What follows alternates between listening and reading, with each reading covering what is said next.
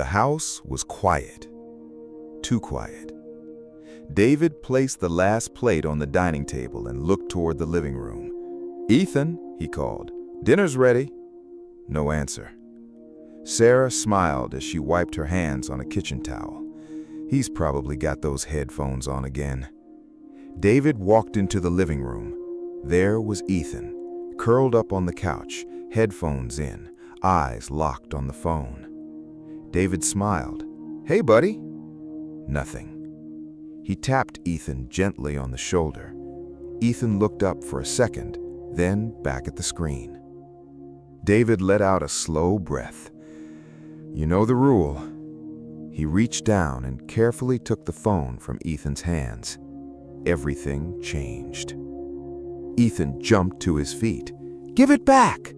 "We'll talk after dinner." "I said give it back!" His voice echoed through the house. Sarah froze. David had seen his son upset before, but never like this. Then came 4 words that seemed to stop time itself. "I hate you!"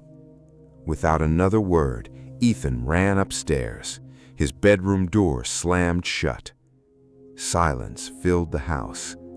David stood there, still holding the phone. His hands trembled. He wasn't angry. He was heartbroken. For the first time in 14 years, he wondered if he was losing his son. He looked at the closed bedroom door. Every instinct told him to run upstairs, but the decision he made next would determine whether that door became a wall between them or the beginning of a bridge back to each other. David climbed the stairs 2 at a time. He stopped outside Ethan's bedroom. The door was locked. For a moment, anger rose inside him. After everything I've done for him, he thought. His hand tightened into a fist. He was ready to knock, ready to lecture, ready to remind Ethan who was in charge.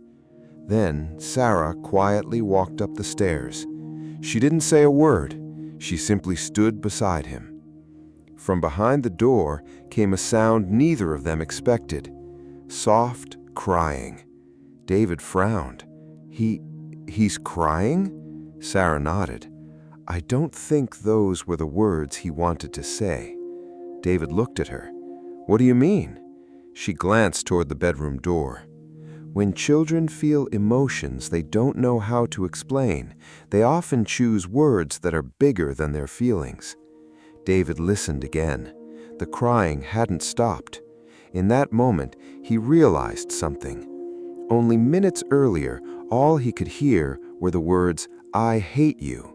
Now, all he could hear was a hurting child. The words had wounded him, but the tears revealed a different story. Sometimes the loudest words a child speaks are not the truest. Sometimes they're simply the only words they know. David took 1 step toward the door. His hand reached for the doorknob.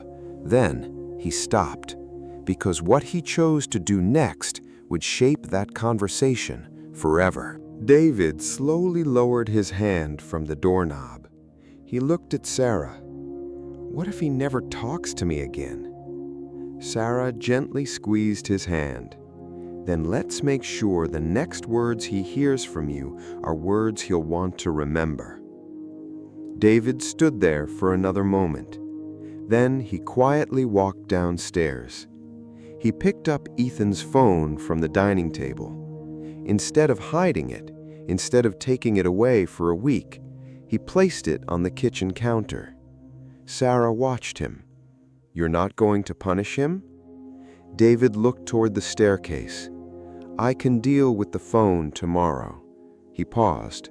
But tonight, I don't want him to go to bed wondering if I've stopped loving him. A few minutes later, David found a small notepad. He wrote only 1 sentence. I love you. We'll talk when you're ready. He folded the note and quietly slipped it under Ethan's bedroom door. No speech, no argument, no lecture. Just 7 words. Sometimes the most powerful response isn't the loudest one. It's the one that gives a child room to breathe while reminding them that love hasn't disappeared. David turned off the hallway light and walked back downstairs. Neither he nor Sarah knew whether Ethan would read the note, but before the night was over, something unexpected happened. The next morning, David was already sitting at the kitchen table when he heard footsteps on the stairs. Ethan walked in quietly. Neither of them spoke. For a few seconds, the only sound in the room was the kettle beginning to boil. Then Ethan looked at his father. "I read your note." David nodded. "I'm glad." Another long silence. Finally, Ethan took a deep breath. I didn't mean it." David looked into his son's eyes. "I know." Ethan's shoulders dropped with relief. "I'm sorry."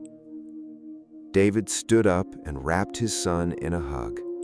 Not because the words, "I hate you," didn't matter. They did. Later that day, they sat together and talked about respect, self-control, and the importance of choosing words carefully. But that conversation only happened because David had first chosen connection over reaction. Children don't always remember every rule we give them, but they rarely forget how we make them feel in their hardest moments. One day, your child may say something that breaks your heart. When that moment comes, remember this story. Correct the behavior, but don't stop showing your love. Because sometimes the words that heal a child's heart are not the words spoken during the argument. They're the words spoken after the storm has passed. And years from now, your child may not remember every correction you gave, but they'll remember that even on their worst day, they were still deeply loved.